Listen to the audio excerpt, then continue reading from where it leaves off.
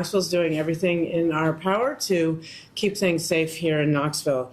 I'm glad that schools are closed today, so that's one less thing for families to worry about. And we want to encourage everyone, first and foremost, to please stay home as conditions get treacherous. That's the number one message we want to get out today. If you can stay home, please stay home. In the meantime, we are making sure that our streets are as safe as they can be, and here's a little update about that. We have already brined all level 1 and level 2 streets. Level 1 street, a good example is Kingston Pike or Broadway. Level 2 streets include secondary roads like Adair Drive, Holston Drive. Our level 1 streets include all hospitals in the city. Level 2 streets also include some particularly critical areas like where nursing homes are, or CAT bus routes, or some trouble spots that tend to get particularly tricky. Brining helps slow down the freezing, and it makes it easier for our plows to remove snow. So we do have 24 trucks with plows and spreaders that are ready to go. And our fleet services who help maintain those vehicles are going to be up and running 24/7 to make sure that as the plows need servicing or repairs or anything that they need, our mechanics are there to make sure the plows keep running. We have 2,000 tons of salt ready to go and continue salting. All the level 1 and 2 roads have already been brined, but as ice and snow fall, particularly ice, I think we can add salt to that to help things melt. Let's see, what else? As you all made your way here, like I did, nothing has started yet, so we are trying to do our trash collection, recycling collection that would normally happen on a Friday is trying to get started a little earlier. So there's no changes in that regard. Our traffic engineering crews are getting started early to stage traffic barricades near trouble spots. So if there is a need to close a road due to extremely treacherous conditions that brining and salt can't help, we will need to close those down. So our traffic engineers are ready to do that. Warming centers. Of course, there are some members of our community who do not have a place to go, but luckily, in partnership with Knox County and our Joint Office of Housing Stability, we have worked with many area churches to open up warming centers. So those are already been stood up earlier this month, and they're going to be extending their hours during this severe weather. So they'll be open during the day today and through Friday night. And most will stay open through Saturday, with the exception of Cokesbury, and they will close at 11 a.m. during some of the day Saturday. CAT, if you need a ride, CAT is continuing to operate, and if you are unhoused and do not have a bus pass, CAT, you just tell the CAT driver that you need a ride to the warming center, and they will let you ride there for free. And let's see, a lot of people have asked how they could help our unhoused neighbors. And the one thing that I keep hearing people need is, blankets, toiletries, underwear, new underwear, and things like that for the men and women. But there's a complete list at knoxtnhousing.org about what is most needed and where to drop it off. We are, KEMA, Knoxville, Knox County Emergency Management Agency, is opening up the Emergency Operations Center at 8 o'clock or 7 o'clock? 8 o'clock. In less than an hour, that will be opening. And what that means is that various emergency service entities that serve our city and our county will all be in one room, collaborating, communicating, monitoring, and doing whatever we can to keep our community safe. So speaking of safety, of course, a big part of that is our police officers and firefighters. So I'm going to turn it over to Scott Erlin to give some updates from police perspective. Thank you, Mayor. Thank you all for being here this morning, and thank you for the work that your organizations are going to do throughout the day to keep the community informed about this event, throughout this event. On our end, in addition to the Emergency Operations Center that KEMA is standing up, we'll have personnel there. In addition to that, as we speak, our own KPD Operations Center is stood up here at the Public Safety Complex, where we'll be managing our response throughout the duration of this event, closely managing calls for service and any other resources that are needed for our officers or the community. We're monitoring the weather really closely. We expect last projections is this is going to make land here in Knoxville that's somewhere between that 10 and 12 o'clock, 1 o'clock range. If we have to, we'll flip to the snow plan. And in the snow plan, what that means is officers will be doubling up in all-wheel and four-wheel drive vehicles. Again, closely monitor calls for service and triage those calls for service. We're not acting in the snow plan at this time, but that's one of the first things we might do if the weather starts to deteriorate. The thing we cannot emphasize enough is that as if this weather hits the way as it expected to, travel is going to be extremely hazardous and dangerous and impacted. So we cannot emphasize enough, if you don't have to go out, please stay home. The beauty of this weather event is that it happened on a Friday. We've got the whole weekend here to get through this system. So if you don't have to go out, please do not go out. If you do have to go out, we urge you to take the necessary steps to make sure that your car is ready and weather ready. Make sure that the tread on your tires is good. Make sure that the windshield wipers are working. And pack a little emergency kit, just a little bit of the small essentials, the blanket, the cell phone charger, maybe some water, anything you might need in the event that you do get stranded. Of course, KFD and KPD officers will be working if we get to that point where we're having to go and check on stranded motorists, and Mark will get into that in just a little bit, but you always want to be ready. So that's the most important thing we want to emphasize at this point with this weather system heading this way, is just please pay attention to what's going on with the weather, what's going on with the road conditions. Pay attention to the city's various social media websites, whether that be KPD's, KFD's, or the City of Knoxville's various social media channels. We'll be updating on weather and road conditions throughout the day. So just pay attention to that, and if you don't have to travel, please do not. But we'll all be out, our officers. KFD firefighters will be out throughout the day, throughout the duration of this event, working incredibly hard to get to people and help people if they need it.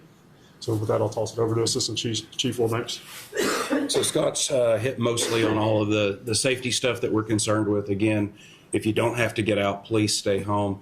One of the big things that I want to talk about is we're limiting our responses down to quick response vehicles once the snow starts hitting, which means we're going to do everything we can to keep the big fire trucks off of the streets so that we don't have accidents in those very expensive vehicles. So you will see our quick response vehicles out on the road. We've increased that number this year, so we'll have a few more to respond to emergencies. One of the big things that I want to talk about this morning is if you are out and you see a vehicle that is wrecked, if it has been tagged either on the mirror, antenna, or the door handle with an orange survey tape, please realize that a first responder has already been there and checked that vehicle. You do not have to call 911. We will not respond back out if we've already checked the vehicle. We've already made sure that those folks are safe, have made their way home, they're waiting on a wrecker, whatever it takes. If you don't see those tags on the vehicles, certainly call 911 if you're concerned about a vehicle that is off the roadway.